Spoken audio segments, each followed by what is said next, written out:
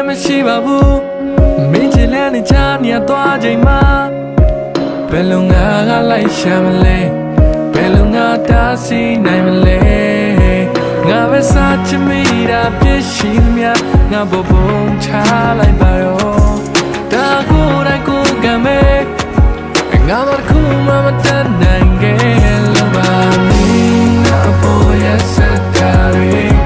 ဆုံးလေးစားလိုက်တာရီ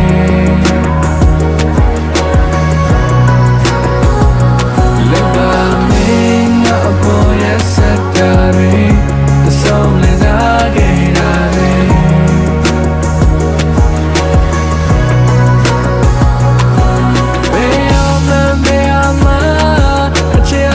တော့ခွေးချမရ